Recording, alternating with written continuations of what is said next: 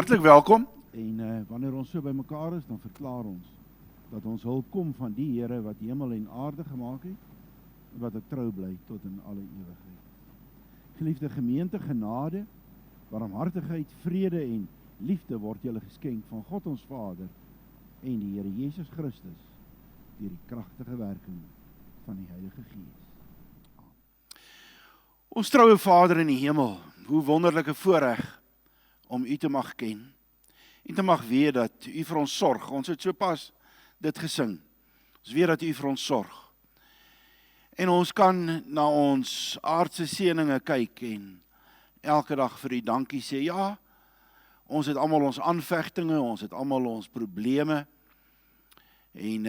Maar tog as ons bietjie rondkyk, dan sien ons met hoeveel dinge U ons seën.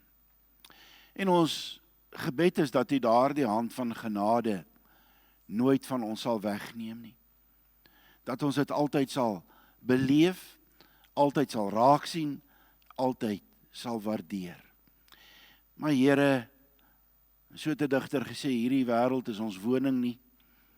En ons oë is opgerig om by U die betekenis te kry van ons lewens.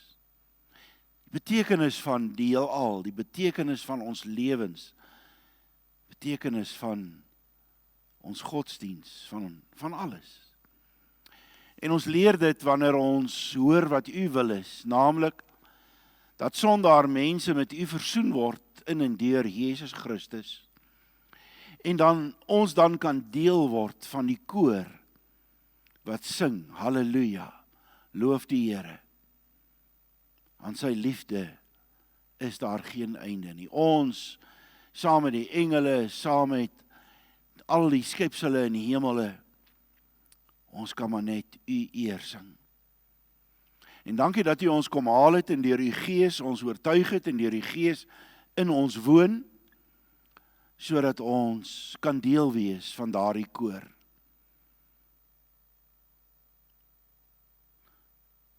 Gee dan, omdat ons weet dat U ons deel gemaak het van daardie koor, dat ons ook heilig sal lewe.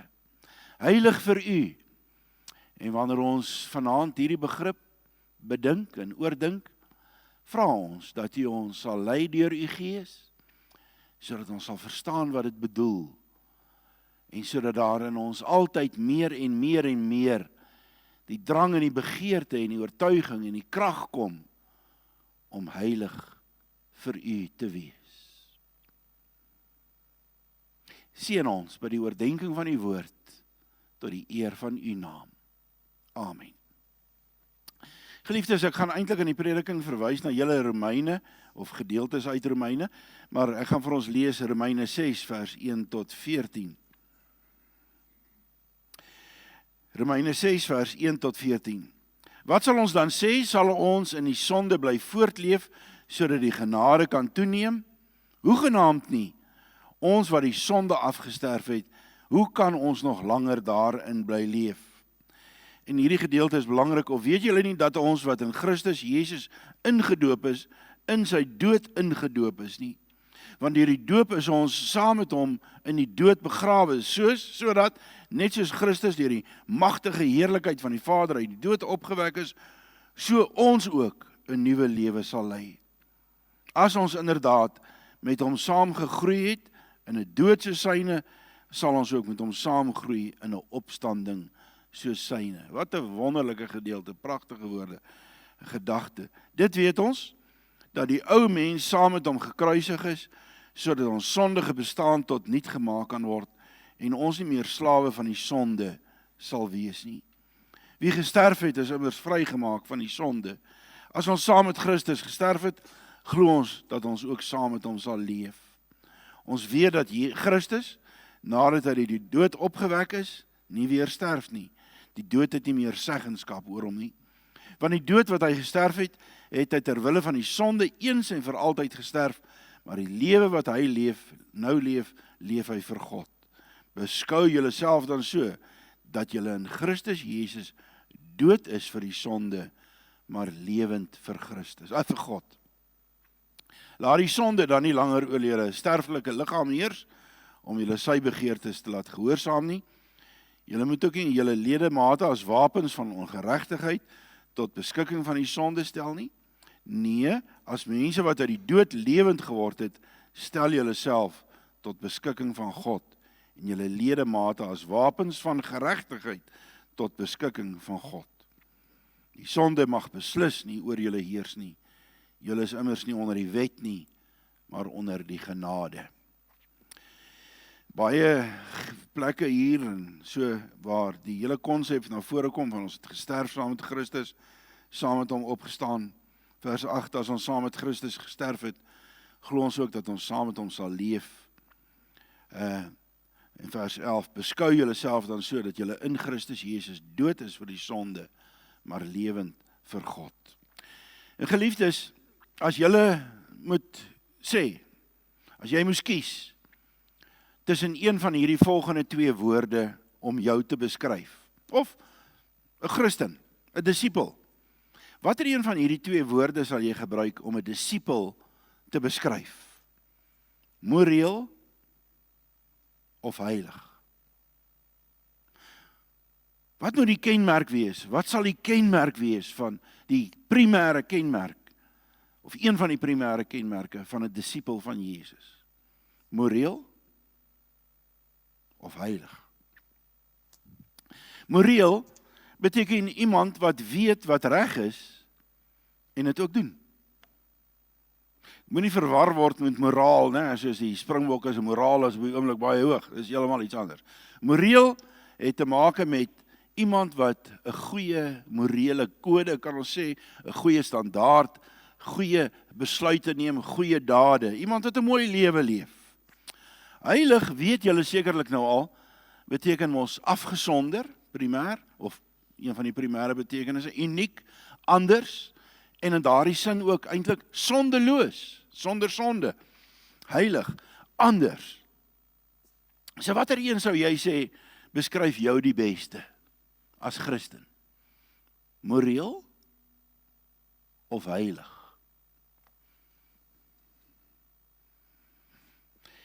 Iemand het die moeite gedoen om hierdie twee begrippe teenoor mekaar te stel in tabelvorm. Weet nie of jy daar kan lees nie, maar iemand wat moreel is, weerhou homself van verkeerd doen. Iemand wat heilig is, haat die gedagte van sonde doen. Wat een beskryf jou? Hoe mense hom waarneem en ervaar is 'n belangrike dryfveer in sy lewe. Mense moet kan sê, daar's 'n goeie mens. 'n Heilige persoon is diep begaan oor wat God van hom wil hê. Iemand wat moreel is, onderhou 'n lysie met moets en moenies wat hy moet onderhou. En hy hou nie aan om daardie lysie te herevalueer nie. So het een van die tyd in sy lewe besluit, dis reg, dis verkeerd. Daarby bly hy. Maar iemand wat heilig is, oordink aktief wat goed is vir sy God, of by God, en wat sy hemelse Vader plesier. En hy bly die heeltyd aanpas. Iemand wat moreel hoë grond betree, onthou self sy eie goeie dade, praat selfs daaroor, en hy dink dit dra dalk 'n bietjie gewig by God, om te sê, Here, onthou u toe ek vir die armes gegee het, of wat ook al. Maar 'n heilige persoon is iemand wat treur oor die feit dat selfs sy beste dade nie volkome onselfsugtig of volmaak is nie. 'n Morele persoon hou daarvan om definisies te maak, sy eie definisies van wat reg en verkeerd is. Hy het vir homself vooraf dit uitgemaak. Maar iemand wat wat heilig leef, word deur die skrif gestuur en eer God selfs in die dinge waaroor die Bybel swyg. En laastens, 'n morele persoon dwing maklik ook en gereeld sy eie oortuigings op ander af. Sy almal moet so dink soos ek dink en so maak soos ek dink. Maar iemand wat heilig is nie voortvarend nie en eer die vryheid wat God aan mense gee, sy kinders gee in middelmatige sake. So my vraag is vir jou, vir ons, Wat sal jou antwoord wees? Staan jy by jou eerste antwoord? Wat het jy toegesê? Moreel of heilig? Staan jy by daai antwoord? Bly jy by die eerste antwoord? Jy moet versigtig wees oor jou antwoord. Dis 'n triek.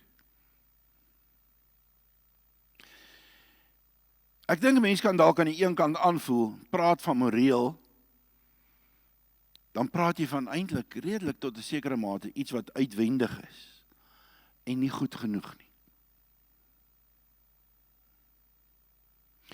Eintlik sal jy reg wees as jy sê dat moreel nie heeltemal eie noodwendig is aan Christendom en aan disipel wees nie, want 'n ongelowige kan ook moreel optree. Maar anderzijds is heilig nie iets wat ek, nie van jou nie, is iets wat ek nie maklik aan myself gaan toedig nie. Ek meen,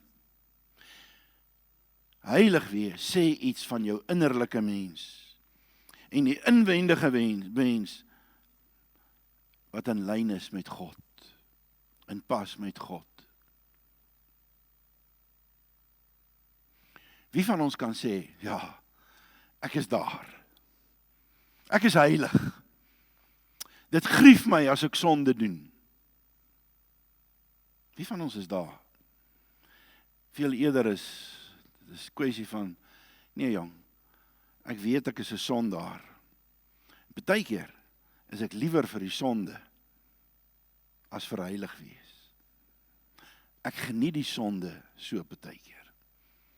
Ek het hierdie ding Vrydagoggend in die Bybelstudie ook probeer verduidelik.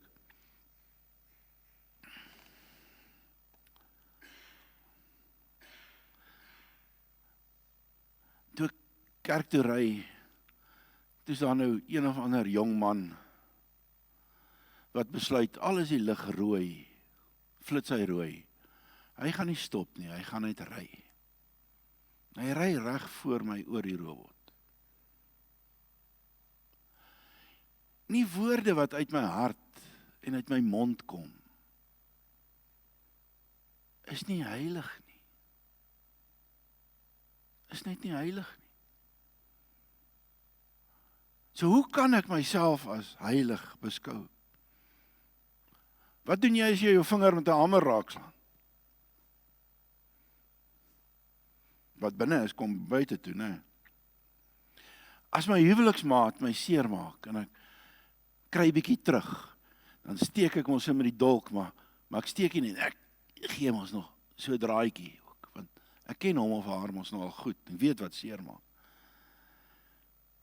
Of as jy aanhou om die volgende drankie te drink, die volgende drankie, as jy weet, jy moet eintlik nou stop.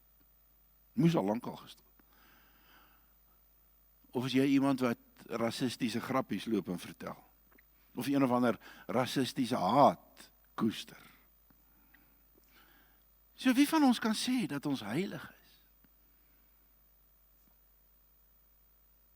So geliefdes, ons is besig om in die prediking te praat bietjie oor God se wil, sy geopenbaarde wil, dit wat ons voor die tyd kan weet wat hy wil hê ons moet doen om hom te verheerlik. En een van hierdie dinge van God se wil is inderdaad dat ons sal heilig wees. Wat is dit? 1 Tessalonisense 4 vers 3. Was God se wil dat julle heilig moet leef. Efesiërs 4:24. Lewe as nuwe mense wat as die beeld van God geskep is, lewe volkome volgens die wil van God en wees heilig. 1 Petrus 1. Nee, soos wat hy julle geroep het heilig is, moet julle ook in julle hele lewenswandel heilig wees. Daar staan immers geskrywe, wees heilig, want ek is heilig. Dis God se wil. Ons het daaroor gepraat. Mense vra nou, wat is God se wil? En val 'n jacaranda blaartjie op jou kop en besluit jy, dit is 'n teken. God se wil vir my en jou is dat ons heilig sal wees, onder andere. Heilig wees lei tot, of is die bron, of die gevolg van heilige gedagtes, wat uitloop in heilige woorde en heilige dade, heilige besluite. God se wil vir ons is dat ons heilig sal wees. Kom ons kyk wat ons kan leer uit die boek Romeine. Ekskuus, ek het een agter geraak uit die boek Romeine. Paulus skryf hierdie brief aan die gelowiges in Rome en daar het spanning ontstaan in hierdie gemeente in Rome. Daar het 'n ding gebeur tussen die Christene wat gekom het uit die Jodendom en die Christene wat gekom het uit die uit die heidendom en die Jodendom, en raak ek nie. So party Christene was eers Jode, ander as gewone heidene en hulle het almal nou Christene geword. Hulle is deel van die gemeente in Rome. Maar toe het 'n ding gebeur dat keiser Claudius vir 'n tyd lank alle Jode uit Rome uit verban. Watter geloof hulle ook al aangehang het, of hulle 'n Jode was of Christene, wie ook al, as jy 'n Jood was, dan mag jy nie in Rome gewees het. Hy het hulle almal uitgejaag. Intussen is hy dood en hy het nou weer teruggekeer. Die Jode het weer begin terugkeer. En nou is daar spanning in die gemeente tussen die Joodse en die heidense Christene. Hierdie uitgebanne Jode het in die tyd wat hulle uitgeban was, baie keer in kommunes gaan bly waar daar 'n sterk Joodse inslag was. En daar was allerhande Joodse tradisies daar gehandhaaf. En daar het hierdie Joodse Christene weer ook te make gekry met al hierdie Ou-testamentiese tradisies, soos die besnydenis en kosher kos en Sabbat wat gehou moet word en alles. En nou is hierdie Joodse Christene terug in die gemeente in Rome saam met die heidense Christene, die Christene uit die heidendom. En daar's 'n botsing. Want hierdie Joodse Christene sê nee, ons moet dalk weer besny, ons moet dalk weer kosher kos eet, ons moet bietjie by die Ou-testamentiese dinge bly. Maar Paulus is baie vinnig om hierdie ding in die kiem te smoor. Hy sê in die eerste plek, alle mense is sondaars, hoofstuk 1. Almal het gesondig en is ver van God af. En dan hoofstuk 2, ook die Jode het nie die wet onderhou nie. Hoe kan julle nou dink dat julle nou weer die wet kan kom onderhou? Daarom het Joodse sowel as heidense Christene Jesus nodig. En hy sê vir hulle, onthou tog, Jesus het gesterf, hy het opgestaan, hy het mense se sonde straf gedra toe hy aan die kruis gesterf het, hy het opgestaan sodat ons saam met hom kan lewe, wat ons ook gelees het. Maar hy het ook oorwin, die leë graf is die getuienis daarvan. So hoe word 'n mens dan nou met God versoen? Hoe kom die geregtigheid van God in 'n mens se lewe in? Die geregtigheid van God beteken, die oorsprong van daardie geregtigheid kom van God af. God is die bron van geregtigheid. So God het 'n sekere geregtigheid, kom ons noem dit dalk heiligheid, wat hy vir ons gee. Hoe gebeur dit? Hoe kom ons in hierdie regte verhouding met God? In hoofstuk 4 verduidelik hy dit. Hy herinner sy lesers aan Abraham. Abraham was nie 'n morele man wat deur die hou van die wet God se guns probeer wen het nie. Nee, wat? Dit was geloof alleen wat Abraham in 'n verhouding met God gestel het. Romeine 4 vers 3. Abraham het in God geglo en God het hom vrygespreek. Julle weet, ek het nou die dag met iemand anders ook gepraat. As 'n mens so terugkyk en jy praat oor die Ou Testament, dan praat jy oor die Ou Testament en jy dink, ja, die Ou Testament. Maar die Ou Testament beslaan 'n tydperk van 1000 jaar en daar's allerlei ontwikkelinge en dinge wat gebeur. Dis is om vandag te praat oor ons ervarings asof ons nog in 1859 leef of in 1652 of wat ook al. Daar's jare en jare en dinge wat gebeur. En ek het dit nie eens altyd verstaan nie, maar ek verstaan nou dat toe Abraham geleef het, was dit eeue voor Moses. En Abraham het nie eers 'n wet gehad nie. Hy het nie die Torah gehad nie. Dit is eers later gegee met Moses. En daarom kon Abraham nie gered word deur die wet te onderhou nie. Net bloot die geloof in Christus, of in God. So die wet kan jou nie red nie. Is enkel en alleen die geloof in Jesus Christus. Romeine 3 vers 20, 21-20. 22 behoort julle elkeen uit die kop uit te ken. Ek dink, as jy wil sê, ek het 'n getuienis wat ek wil gaan lewer, as iemand my vra, dan moet dit jou verse wees. Die sê, daarom sal geen mens op grond van wetsonderhouding vrygespreek word nie. Inteendeel, deur die wet leer 'n mens wat sonde is. Maar nou het die vryspraak deur God, waarvan die wet en die profete getuig, die Ou Testament getuig, in werking getree. Is die vryspraak wat nie verkry word deur die wet te onderhou nie, maar deur in Jesus Christus te glo. God gee dit sonder onderskeid aan almal wat glo. Jy hoor dalk baie keer mense sê, my lewe is nie so mooi nie. Maar die Here kyk daarom na my hart is okay. As jy daai uitgangspunt neem, is jy eintlik maar net terug by die idee van 'n morele mens. Ek hou my hart skoon en God sal dit beloon. Nee wat? Romeine 3:24 stel dit baie duidelik. Alles genade.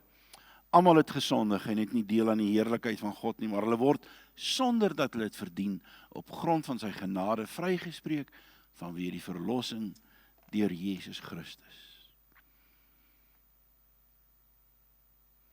Julle sal ook sê, is tyd dat die ou dominee aftree. Hy het al. Maar onthou julle die verskil tussen mercy en grace? Hier word oor grace, oor genade gepraat, charis. Mercy is om vir iemand nie te gee wat hy verdien nie. Maar grace is om vir iemand te gee wat hy nie verdien nie. Ek weet, ek gebruik altyd die voorbeeld, maar op skool, weet nie of die simpel seentjies dit vandag nog doen nie, dan druk jy ons na mekaar se hande so, en dan, tot iemand sê, mercy, mercy, nou, jy kry nou seer. Dis mercy. Ek verdien dat jy my kan druk tot ek krul. Hou asseblief op. Maar genade is om nie vir iemand te gee wat hy verdien, of om vir iemand te gee wat hy nie verdien nie. So God gee vir ons genade, want hy gee vir ons die ewige lewe in Jesus Christus. So, vir Joodse sowel as heidense gelowiges, rus alles net op genade. God se onverdiende geskenk. Die toerekening van Jesus se verdienste aan onverdienstelike sondaars. Jy kan nie jou heiligheid aan God aanbied as iets wat jy verdien nie. Want jy staan nie onder die wet van Moses nie, maar onder die genade. Die woord genade, selfde stam as charis, en is dieselfde stam as 'n geskenk. 'n Geskenk wat God vir jou gee. So, wat is nou die storie met vanaand se prediking? Nie 'n morele lewe of jou heiligheid red jou nie. Is dit nie weersprekend nie? Is dit nie verwarrend nie? Nee wat? Is eintlik maar baie heel eenvoudig. Hoofstuk 6 teken vir ons dat God se genade afgebeeld word, geteken word deur die doop. En ons onthou dat die meeste dope in die Nuwe Testamentiese tyd groot doop, bekeringsdoop was. Volwasse dope. Ook nie in kerkgebou nie, baie keer in strome water of riviere. Dikwels het dit gepaard gegaan met ingaan in die water. En wanneer iemand dan gedoop is en hy het in die water ingegaan, was dit 'n simboliek van Jesus se graf. Jy gaan saam met Jesus in die graf in, onder die water. En wanneer jy uitkom, dan kom jy uit die dood uit. Jy staan saam met Jesus op. Dis God se genade aan jou, dat dit aan jou toegereken word, asof jy self in die dood ingegaan het, en asof jy self uit die dood uit opgestaan het. Dis hoe God jou beskou. Iemand wat dood was, maar lewe. Genade op genade. Jy is nou 'n nuwe mens met 'n nuwe identiteit. Romeine 6 vers 4. Deur die doop is ons immers saam met hom begrawe, sodat soos Christus deur die wonderbaarlike magsdaad van die Vader uit die dood opgewek is, ons ook 'n nuwe lewe kan lei. Hierdie is die heiligheid waarvan hier sprake is wanneer daar gesê word dat ons heilig moet wees.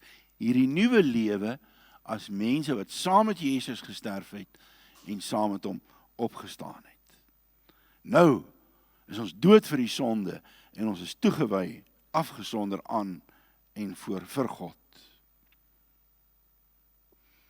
Toe ek hier voorberei het ek gelees van iemand wat reken, 'n mens kan nogal uit flieks iets aflei oor Bybelse waarhede. En dan, haal hy aan, of verwys na een of ander fliek waar, ons sien dit baie keer, daar's een of ander ou, hy was 'n groot speurder gewees, maar hy het een of ander iets fout gedoen, en dan gaan leef hy as 'n kluisenaar in ellende, hy's 'n dronkaard, en hy's vuil, en hy stink, en dan kom iemand, 'n geweldoener, en kom haal hom. Hierdie persoon sê, die mense probeer eintlik iets van Christus teken daar, en stem nie heeltemal saam. Maar dan haal hy daai persoon uit daai haglike omstandighede, vat hom winkel toe, maak hom skoon, kry vir hom 'n nuwe haarkapsel, en wat ook al, en daar gaan hierdie persoon op 'n nuwe lewe. En nou sê hy, dit is hoe God ons uit die gutter uithaal. Hy maak ons skoon, hy maak ons nuut, sodat ons as het ware 'n nuwe karakter kry, 'n nuwe persoon met 'n nuwe missie, want daai persone word dan aangestel in een of ander missie wat hulle moet gaan doen. So hoe word ons dan heilig? Deur God se Gees wat in ons werk, sê Romeine 8. Julle word egter nie deur julle sondige natuur beheers nie, maar deur die Gees, want die Gees woon in julle. En is dan, wanneer die Gees in ons woon, dat die sonde begin om ons te grief.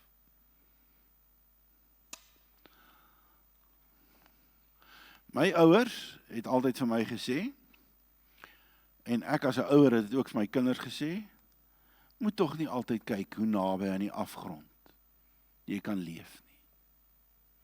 Moenie kyk hoe ver kan jy dit vat nie. Want dit is die neiging van die natuurlike mens. Jy loop naby die afgrond. Jy vra, hoe ver kan ek vry voor dit sonde is? Hoe ver kan ek drink voor dit sonde is? Hoe ver kan ek wat ek al doen voor dit sonde is? Maar nou is ons geheilig deur die Gees van God en is ons heilig. Ons is afgesonder vir God. Ons kan onderskei tussen reg en verkeerd.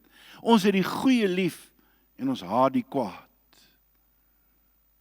Daarom, Hebreërs 5 vers 14, vaste kos is vir groot mense, vir mense wat oor insig beskik, wat deur ervaring geoefen is, om tussen goed en kwaad te onderskei.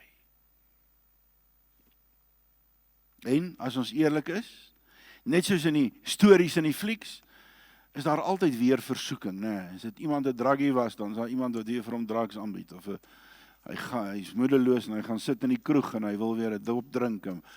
Daar's altyd die versoekinge. Die Heilige Gees gee vir ons die krag om te volhard wanneer die versoekinge op ons pad kom. En dis die Heilige Gees dat ons verseker dat Jesus vir ons intree, selfs as ons geval en gegly het, want niks kan ons skei van die liefde van God, wat ewig vas in Christus is nie. Ons kan hierdie werking van die Heilige Gees sien as iets wat eintlik onweerstaanbaar is. As jy lid is van hierdie gemeente, sal jy weet van metamorfose. Romeine 12 vers 2. Laat God julle verander deur julle denke te vernuwe. Nou ek sê vir jou, ek wil nog die wurmpie sien wat sê, sorry, ek wil nie 'n vlinder word nie. En net so min as wat daai wurmpie kan weier om 'n vlinder te word, so kan iemand wat deur die Gees van God beheers word, weier om 'n vlinder in God se tuin te word. Die Gees werk onweerstaanbaar. Soms stadig, soms in trappe, maar hy's altyd met ons besig. Ons altyd meer en meer heilig te maak. Ons op te roep tot 'n nuwe lewe. Jy kan die heilig maak in 'n werk van die Heilige Gees op die langtermyn nie stuit nie. As ons saam met Jesus gesterf het en opgestaan het, soek ons God se wil, want ons is sy heilige eiendom. So geliefdes, wat sou jy sê? Moreel of heilig? As jy moet sê, as jy moet kies. Moreel of heilig? Ja, natuurlik, heilig. Heilig. Dis die kenmerk van 'n gelowige, van 'n Christen, van 'n disipel. Maar nie heilig in die sin van, kyk hoe oulik is ek nie. Kyk hoe goed is ek, Here, kyk net hoe wonderlik is ek nie. Of in 'n gesindheid van, ek is beter as jy nie. Maar is heilig soos aangeraak deur die Heilige Gees. Onder die regering van die Heilige Gees. Ek leef nie meer nie, maar Jesus leef in my. Mag dit waar wees van elkeen van ons, dat ons heilig vir God sal wees. Afgesonder, heilig vir hom. Amen. Kom ons bid. Dankie Here, dat U ons wil heilig maak. Ons moet bely dat ons baie keer maar weerstandig is. Maar dankie dat U onweerstaanbaar werk en op die langtermyn U Gees ons vat en optel en op 'n nuwe pad plaas, op 'n nuwe lewenspad plaas, sodat ons kan saam sing in die koor. Halleluja. Prys die Here. Groot is ons God. Amen. Mag die week wat vir julle voorlê 'n heilige week wees onder die seën van die Here. Die genade van ons Here Jesus Christus, die liefde van God die Vader en die gemeenskap van die Heilige Gees sal by julle wees en by julle bly.